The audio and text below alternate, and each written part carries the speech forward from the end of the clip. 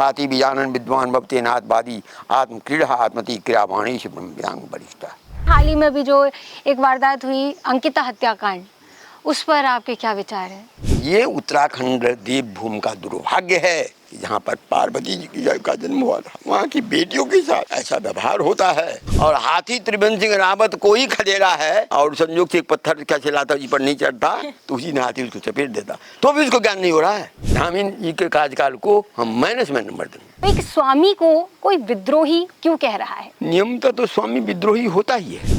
जल विद्युत परियोजना किसी नदी पर करना ऐसे ही कुठाराघात है जैसे कि हम अपने अंदर में बहने वाले रक्तवाहिनी नस को बांध दें। तो आपके लिए गंगा क्या है? हमारे लिए गंगा भारतीय अस्मिता का प्रतीक है, भारतीय संस्कृति का द्योतक है, भारत का जीवन रक्षा है।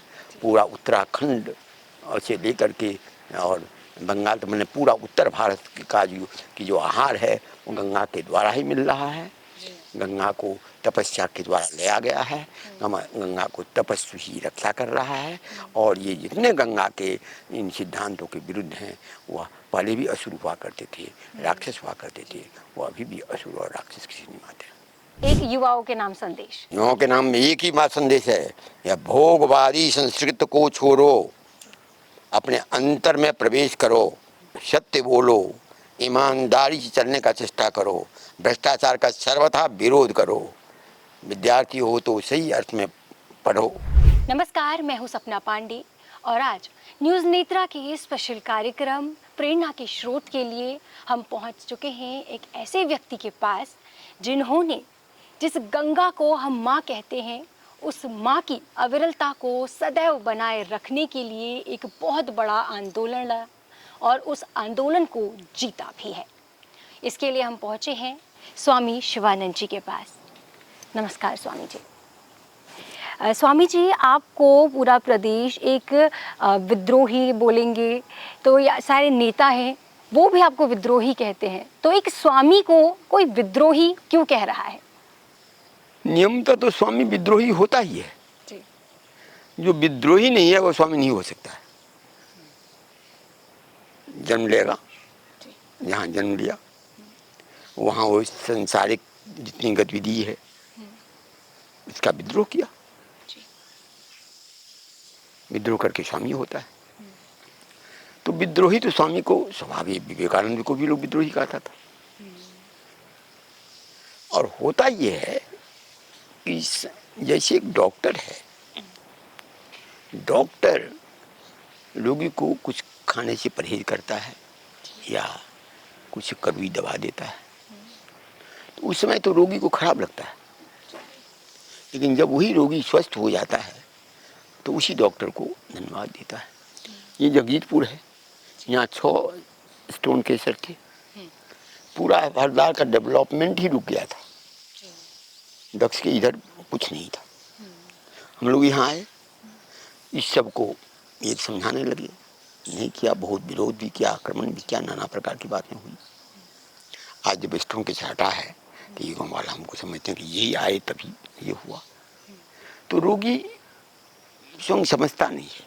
आज उत्तराखंड का ये दुर्भाग्य है कि है देवभूमि, और देवत्व का सर्वथा अभाव है। देवता किस में बात करते हैं? नदी में वास करते हैं, जंगल में वास करते हैं, मंदिर में वास करते हैं, सद्भावना में वास करते हैं, समता में वास करते हैं, प्रेम में वास करते हैं। आज उसका अभाव है। नदी को कहने के लिए तो माँ है, और इससे बिजली लो, खनन के द्वारा ये करो, गंगा जैसे पवित्र नदी को रौंद दो। क्यों? जो पत्थर हजारों लाखों से पड़ा हुआ था उस पत्थर को फोड़ करके जो गंगा में पड़ा हुआ था, गंगा की जीवनी शक्ति फोड़ करके मकान बना लिया। वो कितना मकान कितना दिन रहेगा? 25 साल, 30 साल, 40 साल, 50 साल नष्ट हो गया, वो अमूल्य निधि को नष्ट कर दिया।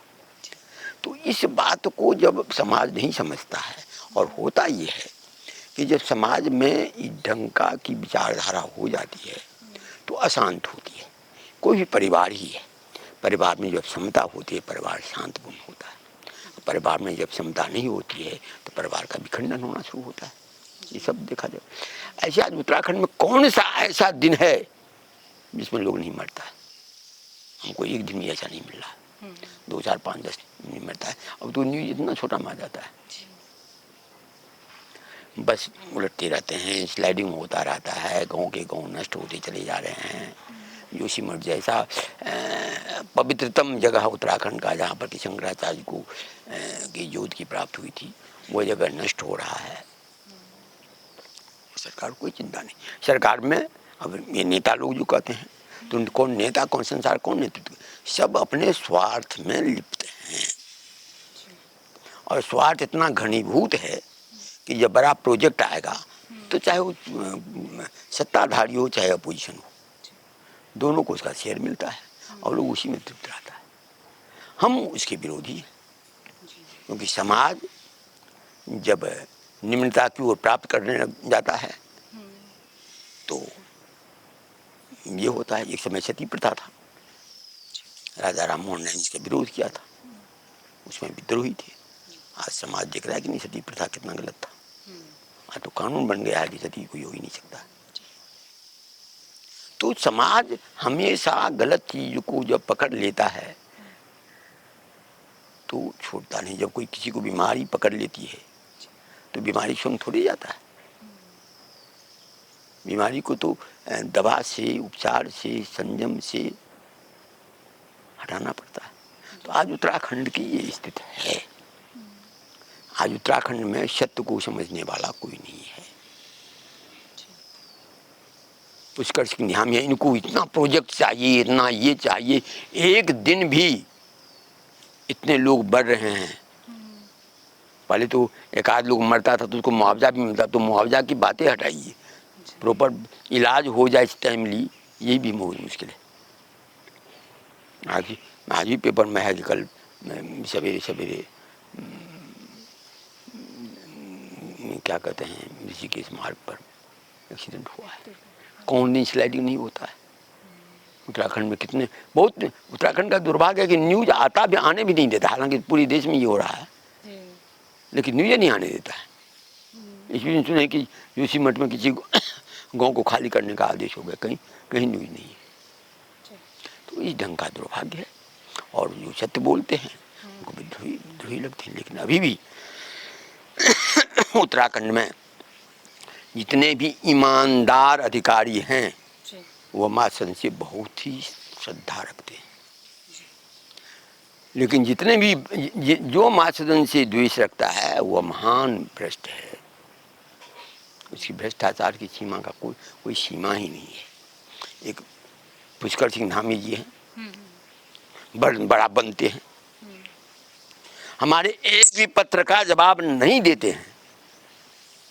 ये पहला चीफ मिनिस्टर हैं कि पत्रों को लिख, पता नहीं के पास तक जाने देता है कि नहीं देता, हमको तो इसमें भी संदेह है। क्योंकि उत्तराखंड में तो ये भी हो गया है, कोई पत्र दीजिए और नीचे से ही उसका ये हो जाता है, ऊपर तक जाने भी नहीं देता है। भ्रष्टाचार की इसका भी हमको अनेक प्रमाण है।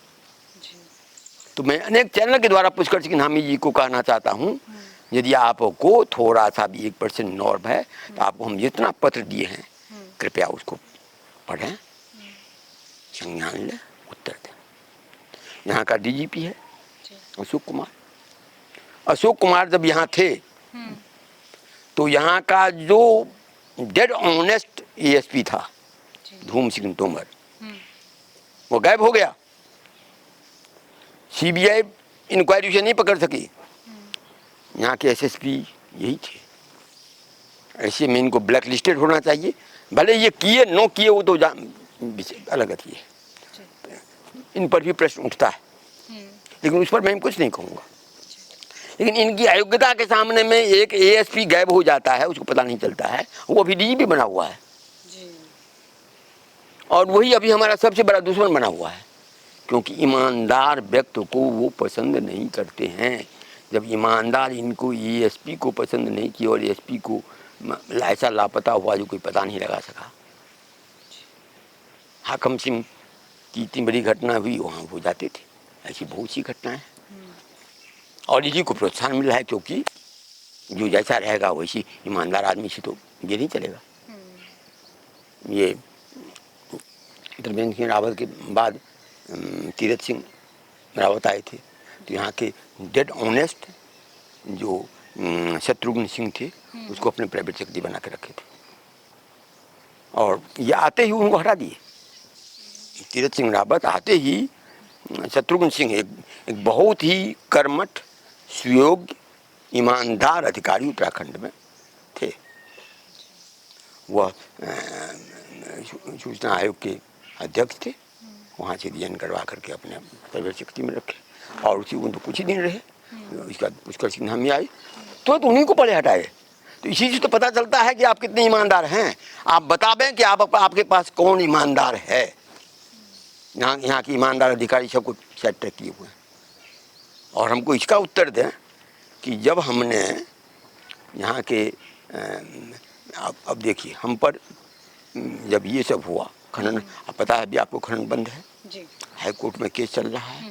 सब इनके जितने एजेंसी हैं, चाहे चीफ मिनिस्टर हो, चाहे सरकारी वकील हो, चाहे सिया हो, चाहे कोई हो, UKFDC हो, चाहे माफिया हो, सबका सब एकजुट से लगा हुआ कि खनन खुले। मार्सेना के लिए विरोध करके रोके हुई है, और रोकेगी। क्रेशर वाले को भी जाना होगा।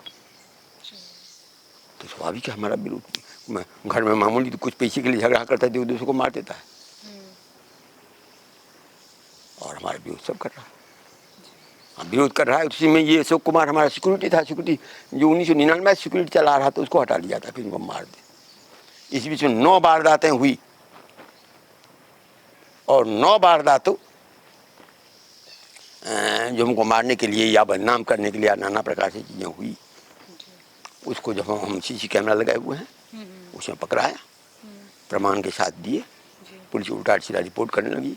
हम प्रेस कॉन्फ्रेंस किए, अजय सिंह थे बेचारे को उठा, वो एक SIT गठित कर दी। वो SIT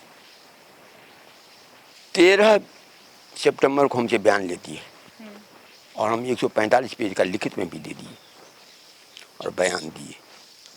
हम मातृदन कोई बात ऐसी वैसी नहीं बोलती है, क्योंकि हमारा एकमात्र आधार सत्य है, ब्रह्मचर्य है, ईमानदारी है, समाज का कल्याण है, सब व्यक्तियों का कल्याण है, पर्यावरण का संरक्षण है, गंगा की रक्षा है, उत्तराखंड का देवत्व की स्थापना के लिए ये कर रही है। हम तो किसी द्वेष नहीं है, हम तो सबका कल्याण सोच रहे हैं। तो हम तो एक भी शब्द झूठ नहीं बोलते हैं। झूठ बोलेंगे तो हमारी शक्ति नहीं रहेगी। हमारी शक्ति तो सत्य में है। इसलिए सब इस बात को जान ले कि यहाँ से एक भी शब्द झूठा नहीं होता है। जिस दिन हमको पता चल जाएगा कि नहीं, हम जो बोले हैं अज्ञान बस, भ्रांत बस या प्रमाद बस ये झूठ है, तो उसी क्षण हम उसको वापस ले लेंगे। हमको इसमें कोई ये नहीं, क्योंकि हम सत्य के पुजारी हैं, सत्य में विश्वास करते हैं, सत्य के आधार पर ही लड़ते हैं। सत्य ही मेरा बल है, और इसी के बदौलत हम इतने खुले में, जिसका कि विरोधी DGP है, जिसका कि विरोधी पुष्कर सिंह धामी है, जिसका कि विरोधी समस्त माफिया है, जिसका विरोधी आप भी कहते हैं कि सब पॉलिटिकल पार्टी आपको विद्रोही कहता है। हाँ। तो इसका सब विरोधी है। तब यहाँ उसको सुरक्षा के लिए जो सुरक्षा था चला रहा था, आज तक सुरक्षा पर कोई हाथ नहीं उठाया था, वो त्रिवेंद्र सिंह रावत अपने समय में किए। आज देखते हैं इसकी जो हालत है वो त्रिवेंद्र सिंह रावत की देन है। तो इस ढंग का यहाँ का माहौल है। और जब SIT बैठी, हमारा बयान हुआ, 13 तारीख को बयान हुआ, और 13 तारीख को ही रात में दोनों का ट्रांसफर हो गया। जो जिसने गठित किया था, आज जो जांच कर रही थी, क्या कहते हैं IPS रेखा यादव, दोनों का उसी सुबह ही दोनों को रिश्वत करा दिया गया। उसमें जांच करने के। स्वामी जी, आपने इनका जिक्र किया, तो ये इसके पीछे की कहानी क्या है? मतलब क्या? हाँ। स्वरूप शानंद जी का नाम आप लोग जानते हैं, प्रोफेसर GD अग्रवाल। वो अनशन कर रहे थे उत्तराखंड में, जो डैम है, डैम के विरोध में अनशन कर रहे थे, खनन के विरोध में अनशन कर रहे थे। उनके अनशन का कुछ भाग तो माना गया, लेकिन मुख्य भाग नहीं माना गया। उनको यहाँ से ये मनीष कुमार एक ये है, यहाँ से जबरदस्ती ले गया। हमको कहा कि हम गारंटी दे के ले जा रहे हैं, और 24 घंटा के अंदर एम्स में उनको मृत घोषित कर दिया। क्योंकि यहाँ से आप वीडियो देखिए तो यहाँ से कितने स्वस्थ जा रहे हैं, और उनको मृत घोषित कर दिया। और उसमें भी नाना प्रकार की बातें हुई, जांचो नहीं बैठी। उसी को लेकर के आत्मोधान अनशन पर बैठा हमारे कर्मचारी, 194 दिन इसका अनशन चला। मोदी जी के संज्ञान में आकर के उस समय के तत्कालीन जो मिश्रा जी थे, राजेंद्र मिश्रा, और अभी के जो डायरेक्टर हैं जी अशोक कुमार, दोनों महासद में आए, समस्त बात को माने। उसके बाद बोले इलेक्शन के बाद हम इसको कर देंगे। इलेक्शन हुआ, वो नहीं किया। तो उसी को लेकर के ये बैठी। ये जब बैठी, इसको रात के 11 बजे, जब किसी लेडीज को क्रिमिनल से क्रिमिनल लेडीज है, तो भी अब पुलिस, शाम के बाद पुलिस नहीं जा सकती है, और इसको उठा के ले गया। त्रिवेंद्र सिंह रावत उस समय यहाँ दीपेंद्र चौधरी थे डीएम, वो उनको साथ देने से मना कर दिया, तो उसको बदल करके सी रविशंकर को ले आए। और उस समय सी रविशंकर देहरादून का डीएम था। उसको लेकर के वहाँ सब गया, तो वहाँ सब पैरामीटर्स का नॉर्मल था, उसको रिलीज करना पड़ा। रिलीज करने के बाद 4 घंटा रोक दिया उसको। कोई क्या सुहाया, क्या दिया, हॉस्पिटल उसी के अंदर में था। उसके बाद आने पर इसकी हालत बिगड़ी। जब इसको हम जा कर के एम्स ले जा रहे थे, तो रास्ते में पड़ी छीना। जब हम लोगों ने विरोध कर लिया, एम्स ऋषिकेश लेने से मना कर दिया, हमने कह दिया तुम हमारे पेशेंट को नहीं ले सकते हो, तब हम लोग वहाँ गए, और वहाँ भी ये लोग इसको मारने का चेष्टा किया। वहाँ से ले आए, तब तक कोरोना है, हम इसको आए, अभी तक ये व्हील चेयर पकड़े हुए हैं। और दूसरे दिन ये सब कराने के लिए दीपेंद्र सिंह रावत को, जिस दिन इसको हटाया है, जब ये यहाँ पर आई है, तो दीपेंद्र सिंह रावत को ट्रांसफ़र करके, कुछ ही महीना उनको आए हुए हुआ था, ट्रांसफ़र करके सी रविशंकर को ले आए, और सी रविशंकर इसके साथ ये किया, आज व्हील चेयर पर है। तो इतना बड़ा जहाँ अन्याय होगा, इस बच्ची का क्या दोष? इसको गंगा से प्रेम है, गंगा से प्रेम करना ये तुम्हारे राज्य में दोष है, तो तुम लोग कहाँ पर है देखो। और प्रकृति जो इतना उपद्रव मचा रही है, उसका एकमात्र कारण है उत्तराखंड में जो प्राकृतिक संसाधन है उसको जिस हिसाब से लूट रहा है, वो होगा। और इस बात को सब जान ले, बात कह रही है कि यदि तुम लोग नहीं छोड़ेगा तो उत्तराखंड में तुम किसका विकास है? गांव का गांव खाली हो रहा है, गांव का गांव धस रहा है, और तुम कहता हम विकास करेंगे, किसका विकास करेगा रे? पहाड़ों को काट के, पहाड़ पर काट कर पहाड़ को नष्ट कर देगा, गांव हटा देगा, विकास करेगा। पहाड़ का विकास, पहाड़ी का जो सौंदर्य है, पहाड़ी की जो सभ्यता है, पहाड़ी का जो देवत्व है, पहाड़ी का जो पर्यावरण है, पहाड़ी की जो कल बहती हुई नदियाँ हैं, पहाड़ की जो हरियाली है, उसी में पहाड़ का विकास है। पहाड़ का गांव ही है जो उसकी एक सबसे बड़ी जड़ है, जो उसको मजबूती देता है। तो उसी को नष्ट कर रहा है। गाँव के गाँव नष्ट हो, गाँव के गाँव भूतहा गाँव बन गए हैं। तो ये स्थिति। स्वामी जी, आपने जोशीमठ की भी बात की, तो जोशीमठ के लिए अगर आप रिपोर्ट्स की बात करें, तो एक वक्त पर जो पूरा अभियान चल रहा था कि हम चेक करेंगे अच्छे से, कहीं ना कहीं रिपोर्ट्स आई, पर अंदर के अंदर वो रिपोर्ट्स में लास्ट में ये साबित हो गया कि वो एक आपदा के तौर पर, तो आप इसके जिम्मेदार। सबसे बड़ी समस्या यहाँ की वैज्ञानिकों की है जी। वैज्ञानिकों की ये है कि पहले वैज्ञानिक स्वतंत्र रूप से रिसर्च करता था, स्वतंत्र रूप से आकलन करता था। अब भारतवर्ष में स्वतंत्र आकलन नहीं होता है, सरकारी फरमान जारी होता है कि इस टाइप का रिपोर्ट करो, उसके बाद तो डाटा है, ये है, वो है, नाना प्रकार का चीज़ है, और खेला कर लेता है, अंत में निष्कर्ष कुछ लगा लेता है। उत्तराखंड के आपदा का मुख्य कारण वहाँ जो अंदर से खोद करके डैम बनाया जा रहा है, वो है नीचे जल का स्रोत है, इसको स्वीकार किए हैं, और उसको डैम वाले को बचाना है। पूरा उत्तराखंड को नष्ट कर दिया। और वैज्ञानिक को क्या, जब से वैज्ञानिक गंगा को देखने लगा, गंगा नष्ट हो गई। जब वैज्ञानिक गंगा को नहीं दिखता था, गंगा भारतवर्ष की पवित्रतम नदी थी। जब से वैज्ञानिक देखने लगा, सीवेज को एक जगह जमा करके उसमें डालने लगा, प्यूरिफिकेशन करने लगा, नाटक करने लगा, ये करने लगा, गंगा जैसी पवित्र नदी को नष्ट कर दिया। तो इन वैज्ञानिक को मैं क्या कहूँ? अरे पढ़ते ये लोग, सबसे बड़ी सरकारी वैज्ञानिकों को ये है, पढ़ता है, पढ़ कर एक चला जाता है, सरकारी नौकरी मिलती है, एयर कंडीशन कमरा में बैठा है, तो उसको अध्ययन तो करना गया। एक भी वैज्ञानिक को हम नहीं जाते हैं घर पर जाके 2 घंटा पढ़ता होगा, गंगा पर अध्ययन करने के लिए आएगा, 5 मिनट गंगा किनारे पे अपने में दूरे रहेगा, किसी को भेज कर शैम्पू ले लेगा। मुझे ही पता चला कि 1 सीसी शैम्पू ले तो 10 सीसी पानी मिला देता है। तब जाँच करता है। तो कुछ गंगा में मछलियाँ पाई जाती थी, मछलियाँ नहीं हैं। हम बार बार कह रहे हैं कि यह गंगा की मछलियाँ क्यों नष्ट हो गई है, क्योंकि क्लोरीन छोड़ता है और क्लोरीन मछलियाँ रहती नहीं है। तो अपने आप में एयर कंडीशन में रूम में बैठ करके ये करता है। IIT कंसोर्टियम को 7 करोड़ रुपया दिया गया और वो गंगा पर ये तैयार की, उसको नहीं मान करके वही एयर कंडीशन रूम में उसका जो सरकारी आमदा था उसी का बना लिया, उसी को खारिज कर दिया। तो ये तो वैज्ञानिक रिपोर्ट है, जो सरकार के अनुकूल नहीं होगा हटा देगा। तो वैज्ञानिक तो भारतवर्ष के वैज्ञानिक भारतवर्ष के विनाश में अहम भूमिका निभा रहा है। और जो सही वैज्ञानिक जी प्रोफेसर जी डी अग्रवाल जैसे हैं उनको मार दे रहा है, और वैज्ञानिक जगत थोड़ा श्रद्धांजलि तक नहीं दे पाया। स्वामी जी, आप खनन और जो कि बिजली परियोजना बोलेंगे या फिर विद्युत, कहीं ना कहीं से ये उत्तराखंड की आर्थिकी का मुख्य स्रोत भी है। इससे बहुत सारी हमारी जो इनकम जनरेट होती है। तो आप अगर इसका विरोध करते हैं तो आप इसका क्या सल्यूशन देना चाहेंगे? आजकल कितना डंपिंग जोन बनाए हुए हैं। उस पत्थर को डंपिंग जोन बनाते तो गंगा से क्यों तुम पत्थर उठाता है? उस पत्थर को ले लो, उसे तुम डंपिंग जोन में, जो पत्थर है उसे डंपिंग जोन में डालेगा और गंगा का खनन करेगा, क्योंकि उसमें तो पैसा नहीं मिलेगा, उसमें पैसा मिलेगा। तो तुम हमको सिखाते हो। लोग वहाँ से लेकर के ले आओ नीचे, महंगा बड़े महंगा पड़ेगा। महंगा क्या है, तुम करोड़ों अरबों रुपया उसको ये कर देता है, गंगा को तो बताना इसी जगह क्या हुआ। और एक भी पत्थर ऊपर से नहीं आता है। और ये अफार जो है, ये महान एक परमानंद साइंटिस्ट है, महान भ्रष्ट साइंटिस्ट, उसको हम चैलेंज करते हैं, तुम साबित करो एक भी पत्थर ऊपर से नहीं आता है।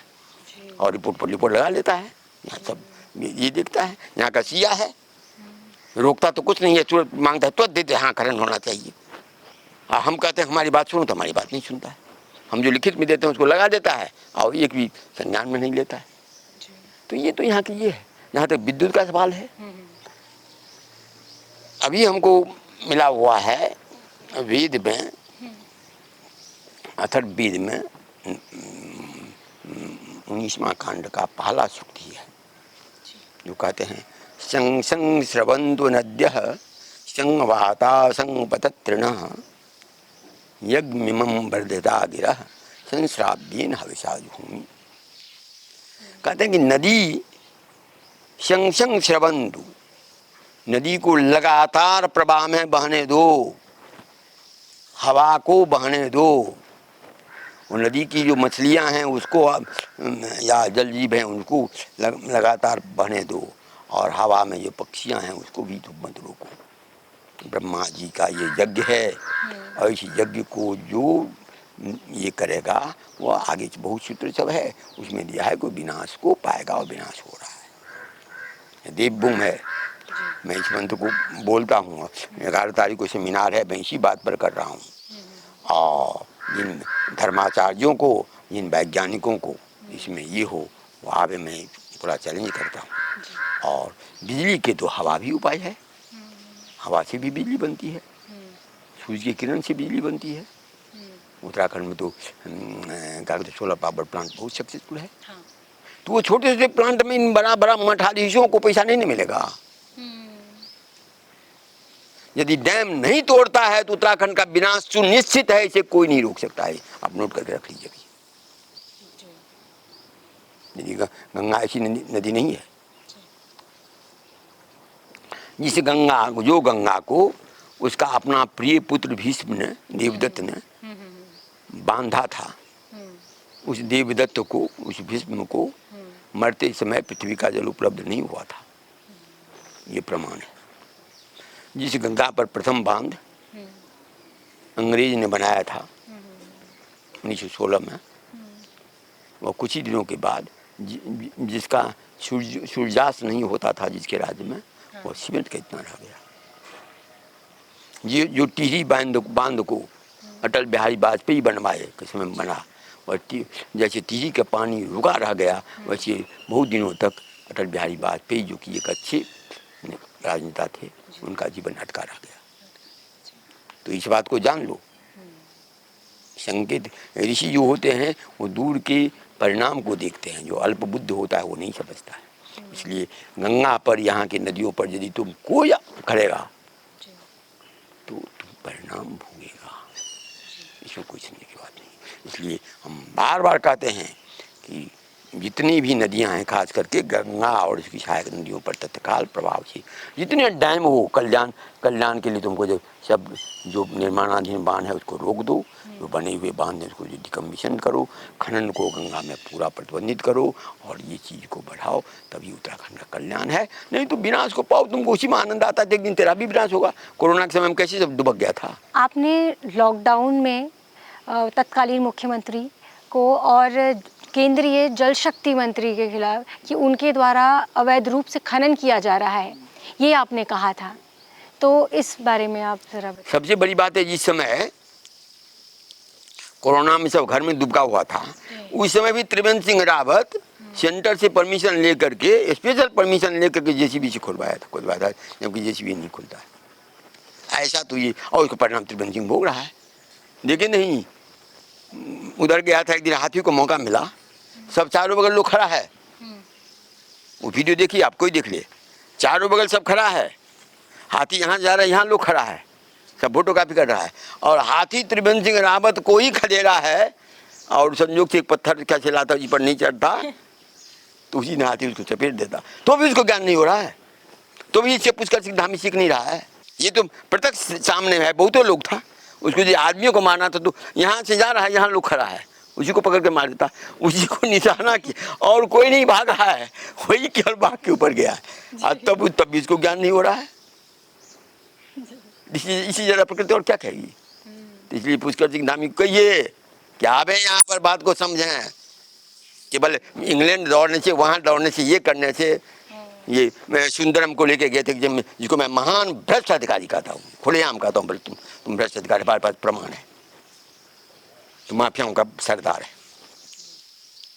जिस पर हम जांच बैठाने के लिए कोर्ट में गए हुए, तो उसको लेके जाता है ये करने के लिए। हम इतना बड़ा ये कर लिए, और उत्तराखंड में उसी जब से जितने दिन में गया उतने दूर में कितना उत्तराखंड में लोग मरा, उसके पास लिस्ट नहीं होगा। हाल ही में भी जो एक वारदात हुई, अंकिता हत्याकांड, उस पर आपके क्या विचार हैं?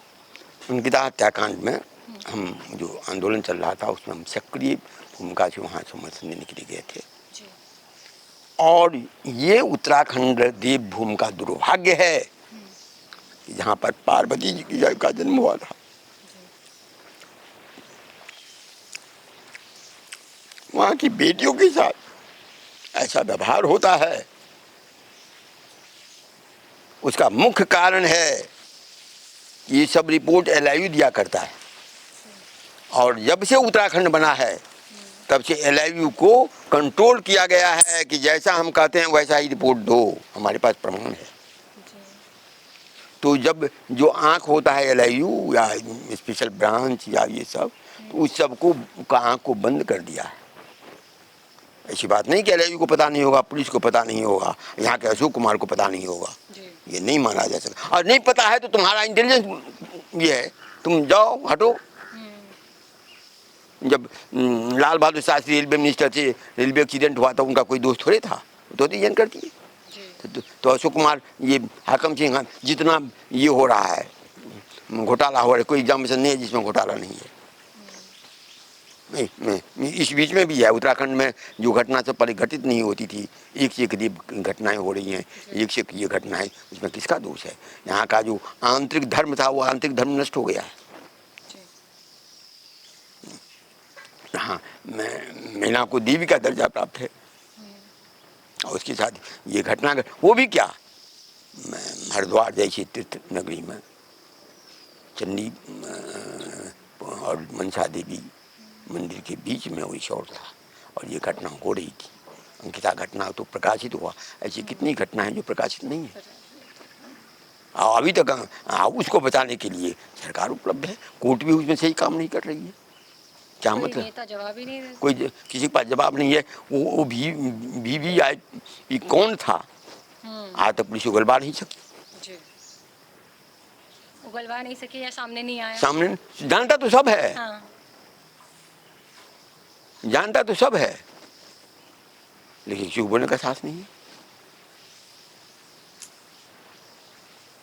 तो क्या करना? ये सब जब नाश मनुष्य पर छाता है, पहले भी भीख मर जाता है। केदार घाटी आपदा वैसे नहीं हुई थी, उससे पहले बहुत अत्याचार हुआ था। ऐसी एक एक आपदाएं होंगी। जोशीमठ आपदा आई, वही ऋषिगंगा आपदा आई, इसी को चेतना नहीं। निगमानंद आवाज उठाएगा, उसको मार देगा, सीबीआई को ये कर लेगा, चल रहा है मजिस्ट्रेट सबको टेम कर लेगा, जजों को टेम कर लेगा। सानंद जी को यहाँ से उठा कर 24 घंटा के अंदर में जज डिक्लेयर कर दिया, पद्मावती का ही हालत कर दिया, आत्मदान को दे दिया, हमको भी एक बार बेच दे दिया था। तो इस ढंग की जहाँ घटनाएं घटेंगी, जो बोलेगा तो ये करेगा। तो हम तो साधु हैं, हम तो अपना सब कुछ छोड़ करके ही आ गए। हमको जीवन का क्या मुँह है? अपना तो देखो बच्चा कहाँ जाएगा। स्वामी जी, इसके अलावा भी भू कानून का मुद्दा भी उठा और कहीं ना कहीं देखा भी जा रहा भू है। कानून का लीजिए, रामदेव पतंजल का ये है, दर्शनानंद का की संस्था थी, गुरुकुल महाविद्यालय, और उसके संपत्ति को हरण कर लिया। हमने सेबी को पत्र लिखा, डीएम को पत्र लिखा, क्या कहते हैं, रजिस्ट्रार ऑफिस में दिया, कहीं से कुछ नहीं। और 350 बीघा जमीन है, सीधा आपने मर्ज कर दिया। तो सबसे बड़ा भू माफिया उसको, उसका संरक्षण सरकार से मिला हुआ है। तो क्या कहेंगे? बड़े बड़े को यही यतीश्वरानंद है, अमित चौहान एक करके कोई है, सब जमीन को, सरकारी जमीन को अपनाता है। बेचारा अतुल चौहान है, उसके विरुद्ध लड़ रहा है, ये कर रहा है, कुछ नहीं। ये इसका जमीन था, क्या कहते हैं, सहारा का, सहारा की जमीन विनय शंकर पांडे ने रोक लगा दी थी, विनय शंकर पांडे को इसलिए ट्रांसफर कर दिया, और ये आते ही उसको खोल दिए। तो जो अधिकारी काम करेगा उसको तत्काल ट्रांसफर। तो पुष्कर सिंह नामी कहते हैं कि हम राज चलाते हैं, दूसरे को ठगे, भगवान को नहीं ठग सकते, ऋषि को नहीं ठग सकते हैं, जनता को भले ही ठग लें। और जनता ठग रहे हैं, जनता मर रही है, मरिए, हम क्या करेंगे? हम ऋषि हैं, हम अपना सत्यवाणी बोलते रहेंगे। इसके लिए सबको जो इच्छा होकर हमारा क्या करेगा। बाहर से आने वाले लोगों के लिए भी, क्योंकि उत्तराखंड में कहीं ना कहीं मतलब संस्कृति उत्तराखंड के लोगों से है, उत्तराखंड है तो वो यहाँ के लोगों से है, तो बाहर से आने वाले लोगों के लिए कि लगातार किसी होता क्या है बताइए? जब धन की, पहले उत्तराखंड में क्या था, लोग संतुष्ट थे अपने छोटे कामों से। अब नाना प्रकार का लोग सब आता है। धन किसके पास ज्यादा होता है? जो गलत ढंग से अर्जन करता है। सही ढंग से रहने वाले के पास आवश्यकता से ज्यादा धन नहीं होगा, तो आवश्यकता अनुसार ही खर्चा करेगा। अब नीचे से चारों बगल से अब तीर्थस्थल को, बद्रीनाथ जैसे तीर्थ स्थल को पर्यटन स्थल भी बना दिए। तो तीर्थ को पर्यटन स्थल बनाएंगे तो पर्यटन में जो आएगा वो भोगने के लिए आएगा, सुख सुविधा के लिए आएगा। तो स्वाभाविक है, संस्कृत और पर्यटन दोनों तो समान नहीं है, भोग और योग दोनों तो समान नहीं है, दोनों विपरीत का संबंध है। तो दोनों विपरीत को मिलाएंगे तो क्या हो रहा है, होगा, चाहे बाहर का लोग रहे चाहे भीतर का लोग रहे। अंकिता हत्याकांड है, ये सब ऐसा तो उत्तराखंड के ही है। तो उत्तराखंड का रहे चाहे बाहर का रहे, जो ये काम करता है वो गलत है, उस पर प्रतिबंध होना चाहिए, लगाम लगनी चाहिए। और कम से कम पुलिस में और अथी में ईमानदार अधिकारी जो है उसी को टॉप पर रखना चाहिए।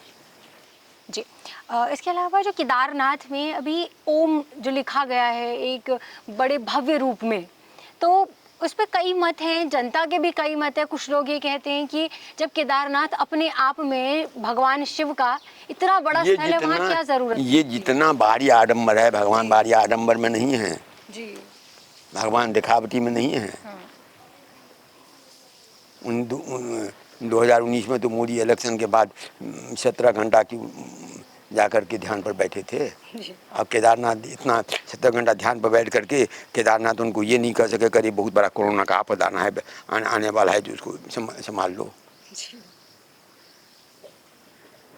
वो उनको नहीं बता सके। आज जो योगी शब्द उनको पता था, होने वाला है, यहाँ से तो डिक्लेयर कर दिया था कि चार धाम यात्रा बंद करो नहीं तो आप जाएगी। अब देख लीजिए कि शानंद जी का जो अनशन उसमें चल रहा था, तो होगा। तो ये बड़ा ओम लिखने से, ओम क्या चीज़ है, जब ओम लिखने से बड़ा थोड़े हो जाएगा। वही वो तो कि आप पर्यटक स्थल बनाने की कोशिश कर रहे हैं एक स्थान को। गुफा बनाए हैं अपने ध्यान के, उसमें अब पैसा लेकर के, जो जिसका पैसा रहेगा वो ध्यान करने के लिए क्या जाएगा, ध्यान तो योगी करेगा। जी। उसके बाद फिर उस कंदरा का जो माहौल होगा, शुभ संकेत होगा, वो भी यदि सांसारिक भोगी जाकर कुछ में रात बिताएगा तो भोग का रूप फैल जाएगा। जी। ये शायद ये साइंस से बाहर की चीजें हैं कि किस तरीके से साइंस का अपना एक लिमिटेशन है। जी। अब देखिए, हमारे अंतःकरण है, 5 ज्ञान कर्मेंद्रियां हैं, 5 ज्ञानेंद्रियां हैं, वो बाहरी करण है। अंतःकरण 4 है, मन बुद्धि चित्त और अहंकार, उसके परे और तत्व सब है। तो वैज्ञानिकों का ये बाहरी इंद्रिय तक ही अप्रोच है।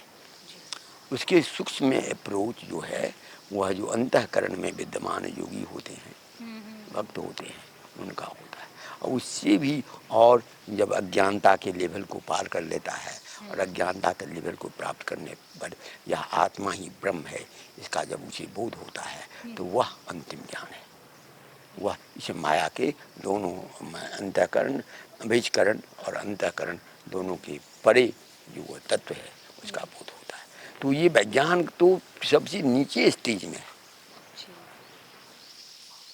उसके बाद वो स्टेज है, उसके बाद और स्टेज सब है। तो इसलिए तो विज्ञान का तो अपना एक लिमिटेशन है। और इसलिए इसमें पॉलिथीन बनाया, बहुत बड़ा काम कर रहे हैं। लोगों को भी लगा चलो भैया, मार्केट में झोला लेके जाना पड़ता था, पहले लोग मार्केट झोला लेके जाता था, सब्जी झोला लेके जाता था, झोला हटा दिया, अब वही पॉलिथीन उसकी लपेटा बन गया। अब पॉलिथीन हटाओ बोलते हैं लेकिन फैक्ट्री बंद नहीं होती जो हो। तो वैज्ञानिकों की खोज तो ऐसी खोज होती है, लेकिन ऋषियों की खोज ऐसी नहीं होती है। विज्ञान का अपना एक दायरा है। इसके अलावा भी अब मैं महिला आरक्षण की बात चल रही है, तो महिला आरक्षण पर मैं आपसे जानना चाहती हूँ। किसी भी तरह का आरक्षण के हम विरुद्ध हैं, चाहे महिला आरक्षण हो, चाहे SC/ST आरक्षण हो, या चाहे OBC आरक्षण हो। समता का मतलब है स्त्री पुरुष में भेद मत रखो, सबको अपने अपने में विकास होने दो, एकत्व और समत्व लो, और तब उसमें योजना आगे बढ़ारिश करो। या जहाँ कभी आरक्षण इत्यादि की बात आएगी, जो भारतवर्ष का संविधान जात मुक्त समाज की स्थापना करना चाहता था, वो आरक्षण के चलते आज विभिन्न जातियों में बट गया है। आज का ब्राह्मण समाज हो गया, क्षत्रिय समाज हो गया, वैश्य समाज हो गया, ये समाज हो गया, वो समाज हो गया, नाना प्रकार का समाज में है। तो जो एकत्व की बात करता था वो विशृंखल हो गया है। तो समत्व तो चाहेगा, और समत्व होता है ऐसा कि सब में समत्व लो। वो आरक्षण तो मात्र 10 साल के लिए हुआ था, वो अभी बढ़ता जा रहा है और दूसरे समाज को भी आरक्षित कर दिया गया। जी, लगातार भेदभाव हो रहा है। और ये चाहे इसलिए स्त्री का उसमें भी कहता है वो भी इसका अलग कर दो, ये कर दो। तो ये चीज जितना आरक्षण जितना बांटेगा उतना विखंडन होगा, जितना एकत्व लाएगा उतना सामंजस्य होगा। महिलाओं की जो राजनीति में भागीदारी है उस पर आपके क्या विचार है? देखिए, दोनों समान है। ये महिलाओं को जो अलग कर दिया गया, पहले महिलाएं भी शासका होती थी, वो जब औरंगजेब का समय आया और औरंगजेब ने कुमारी लड़कियों को अपहरण करके नाना प्रकार का ये होता था, उस युग में हुआ है। तो उसमें लोग लड़की के बचपन में ही शादी कर देते थे और उसको पर्दा के पीछे रख दी। उससे पहले पर्दा प्रथा था नहीं। तो इसलिए महिलाओं और पुरुष का जो भेद है वह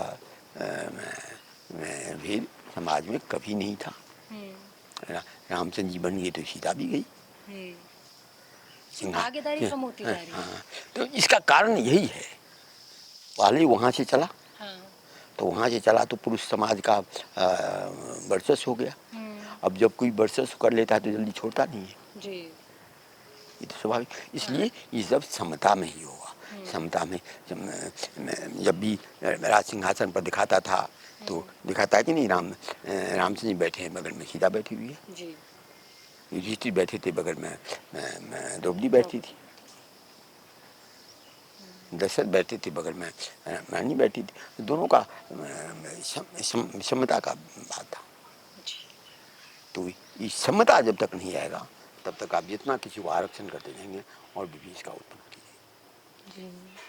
महाभारत में तो ये भी कहा जाता है कि द्रौपदी को ये पता था कि एक अगर व्यक्ति खाना खाने वाला है तो उस घर में कितना सामान आएगा, उस महल में उसकी अर्थव्यवस्था बेसिकली वो वही देखा करती थी। दो व्यवस्थाएं थी जी।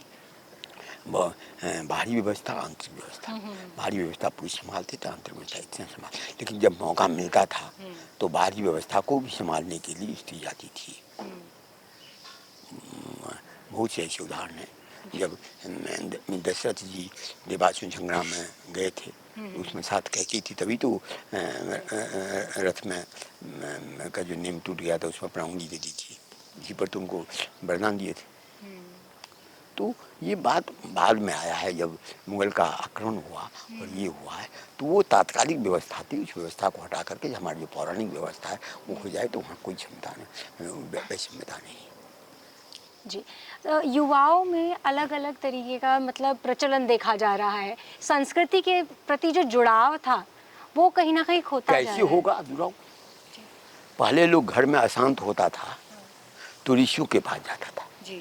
और वहाँ त्यागमय जीवन देख करके लगता था अरे यहाँ तो कुछ नहीं है, तब इतनी शांत है, तो उसे पर आकर्षण होता था। आज जब वो वहाँ से आता है, अपने घर में कोई अशांत हुआ और किसी साधु महात्मा के पास जाता है, तो जितना उसके घर में नहीं है उसे सुख सुविधा ज़्यादा यहाँ है। वहाँ एयर कंडीशन है, फर्स्ट क्लास का गाड़ी है, फर्स्ट क्लास का बंगला है, फर्स्ट क्लास का रहन सहन है, तो वो उसको आकर्षण कैसे होगा?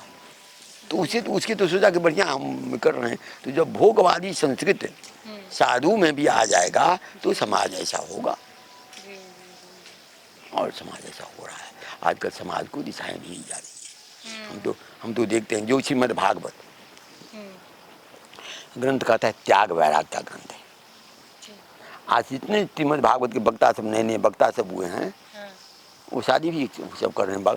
मैं इस समय इनका ये भी चल रहा है और वो अपना शादी भी कर रहे हैं। तो जिस श्रीमद् भागवत के वक्ता सुखदेव व्यास जी नहीं हुए, सुखदेव जी हुए, तो वो लोग कर रहा है। तो वहाँ से क्या सीखेगा? आग आग आग कहने से आग नहीं लगती है। जब उसमें सचमुच में आग रहे तो वही लकड़ी दूसरे को जलाती है। तो हम लोगों में तो बोलते हैं, बोलने के लिए तो बहुत बढ़िया, बोलने के लिए रजनी से बढ़िया कौन बोल सकता है? बोलने के लिए रजनी के साहित्य में रजनी से बढ़िया भाषा किसको है? लेकिन उसमें कुछ था, सब नष्ट हो गया। तो वाणी का आप कितना बढ़िया बोल रहे हैं, उसी नहीं, उस वाणी में आप कितना सत्य का पालन किए हुए हैं, आप में कितना ब्रह्मचर्य प्रतिष्ठित है, आप कितना ईमानदारी से उसका पालन कर रहे हैं, आपके अंदर सब स्त्री पुरुष में संभव है कि नहीं है, आप में धन के प्रति आकर्षण तो नहीं है, आप क्रोध के वशीभूत तो नहीं है। तो ये सब जो लक्षण है धर्मशास्त्र के, वह जिनमें होगा उनकी वाणी में आग होगी और वह जिसको उपदेश देंगे, और यदि वह पात्र होगा तो होगा। अभी आजकल इन लोगों के पास पात्र भी जाता है तो भी इन लोगों के क्रियाकलाप देख करके। आप ज्योतिष शास्त्र और जो न्यूमरोलॉजी अंक शास्त्र जिसे बोलते हैं उसके बारे में क्या सोचते हैं? ब्रह्मांड अनेक विद्याओं से भरी पड़ी है। एक आप साइंस में ही देख लीजिए कितना ब्रांच हो गया है। वैसे विज्ञान में भी अनेक ब्रांच है।